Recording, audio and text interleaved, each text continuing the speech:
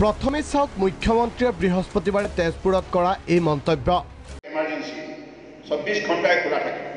ক্ষেত্ৰত কিবা ব্যৱস্থা ল'ব নেকি মানে শাক পাচলিৰ ক্ষেত্ৰত? কাৰণ শাক পাচলিৰ কোনো বন্ধ নাই, এইবিলাক এক্সাম কৰা হৈছে।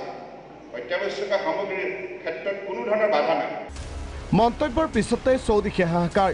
শুকুৰবাৰে পুৱাই লকডাউন অমান্য কৰি বিভিন্ন বজাৰত ভিৰ একাংশৰ। প্ৰাগ নিউজত সবিস্তাৰে সম্প্ৰচাৰ হ'ল এই বাতৰি। মানুহ মৰালৈ আমি ৰৈ থাকিব লাগিব নেকি? এইটো ঠিক যে মুখ্য সচিবে কৈছে, স্বাস্থ্যমন্ত্ৰী ডাঙৰীয়াই কৈছে যে অসমত এতিয়ালৈকে কোনো কৰোণা আক্ৰান্ত ধৰা পৰা নাই। কিন্তু মুখ্যমন্ত্ৰী মহোদয়ে মই সুধিব খুজিছোঁ যে মানুহ মৰালে বা মানুহ আক্ৰান্ত হ'লে আমি ৰৈ থাকিব লাগিব নেকি? মানুহৰ যদি ইয়াত কাৰোবাৰ দেহলৈ সোঁচৰে তেতিয়াহ'লে কি অৱস্থা হ'ব? আজি ডোনাল্ড ট্ৰাম্পে, আমেৰিকাৰ ৰাষ্ট্ৰপতি ডোনাল্ড ট্ৰাম্পে আজি কিছুদিনৰ আগতে উদ্ধতভাৱে কৈছিল যে আমেৰিকা লকডাউনৰ কাৰণে জন্ম হোৱা নাই। সেই আমেৰিকাত এতিয়া চীনতকৈ অধিক আক্ৰান্ত হৈ গৈছে। ICMR Indian council for medical ৰিচাৰ্চে কালি সকিয়নি দিছে যে ভাৰতত 30% বেছি মানুহ আক্ৰান্ত হোৱাৰ আশংকা আছে। অৰ্থাৎ ভাৰতত 35 কোটি মানুহ আক্ৰান্ত হ'ব পাৰে বুলি ICMRে কৈছে। এনে অৱস্থাত আমাৰ মুখ্যমন্ত্ৰী ডাঙৰীয়াই কিয় কালিৰ ঘোষণাটো কৰিলে, তেজপুৰৰ ঘোষণা কৰিলে, সেইটো তেখেতেহে ব্যাখ্যা দিব পাৰিব। খবৰৰ পিছতেই চৰকাৰ প্ৰশাসনৰ লাগিল হোৱা দোৱা। ততাতৈয়াকৈ যোৰহাটত আয়োজন কৰিলে সংবাদমেলত স্পষ্টীকৰণ। এনে হ'ব বুলি ভবা নাছিলোঁ।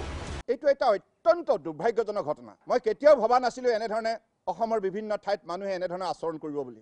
আজি মই কেইটামান দৃশ্য দেখি অত্যন্ত মৰ্মাহত হৈছোঁ। বহু ঠাইত, গুৱাহাটী কেইবাটাও ঠাইত আমি দেখিছোঁ শাক পাচলি কিনাৰ নামত, মাছ মাংস কিনাৰ নামত শতাধিক লোকে একেটা ঠাইত সমাৱেশ সৃষ্টি কৰিছে। এইটো অত্যন্ত দুৰ্ভাগ্যজনক, এই বিপদজনক যেনেধৰণে মানুহ ওলাই আহিল। জিলা প্ৰশাসনক ব্যৱস্থা গ্ৰহণৰ আহ্বান মুখ্যমন্ত্ৰীৰ। লকডাউনৰ সময়ত ঘৰে ঘৰে শাক পাচলি যোগানৰ নিৰ্দেশ মুখ্যমন্ত্ৰীৰ।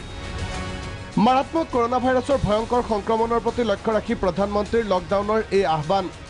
শুকুৰবাৰে তৃতীয়টো দিনতে ৰাজ্যৰ বিভিন্ন প্ৰান্তত এই পৰিৱেশ। মহানগৰীতো দেখা গ'ল 7খন বজাৰত জনতাৰ ভিৰ।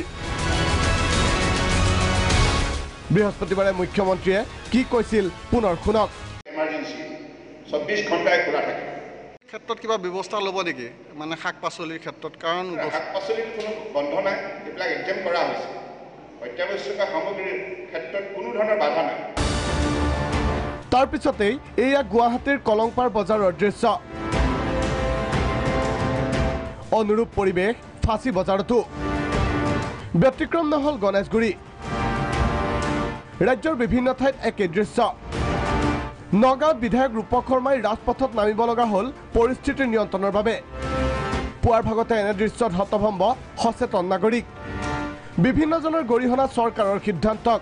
পৰিকল্পনা নকৰাকৈ চৰকাৰৰ বজাৰ মুকলি কৰা কাৰ্য দুৰ্ভাগ্যজনক আখ্যা বিৰোধী দলপতি দেৱব্ৰত শইকীয়াৰ।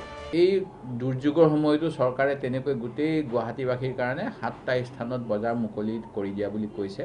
আৰু স্বাভাৱিকভাৱেই যিহেতু লকডাউন হৈছিলে 21 দিনৰ কাৰণে, মানুহে হেতাৰ পৰা লগাব। এই কথাখিনি কিয় অসম চৰকাৰে পৰিকল্পনা কৰিব নোৱাৰিলে মই নাজানো। অৱশেষত মুখ্যমন্ত্ৰীৰ নিৰ্দেশ। যোৰহাটত এই সংবাদমেলত মুখ্যমন্ত্ৰীক প্ৰাগ নিউজৰ সাংবাদিকে সুধিছিল বৃহস্পতিবাৰে তেজপুৰৰ হঠকাৰী ঘোষণাৰ কথা। মুখ্যমন্ত্ৰীয়ে ক'লে, আমি এনে হ'ব বুলি ভবা নাছিলোঁ। এইটো এটা অত্যন্ত দুৰ্ভাগ্যজনক ঘটনা। মই কেতিয়াও ভবা নাছিলোঁ এনেধৰণে অসমৰ বিভিন্ন ঠাইত মানুহে এনেধৰণে আচৰণ কৰিব বুলি। যি নহওক, শুকুৰবাৰৰ পুৱাৰ এই পৰিৱেশৰ পিছতে তৎপৰ হৈছে প্ৰশাসন। ঘৰত থাকি WHOৰ নিৰ্দেশনা, চৰকাৰী নিৰ্দেশনা মানি নচলিলে অনাগত সময়ত ৰাজ্যটো যে পৰিস্থিতি ভয়াৱহ হ'ব সেয়া ধুৰুপ। ব্যুৰ' ইনপুটৰ সহযোগত নিউজ ডেস্ক, প্ৰাগ নিউজ।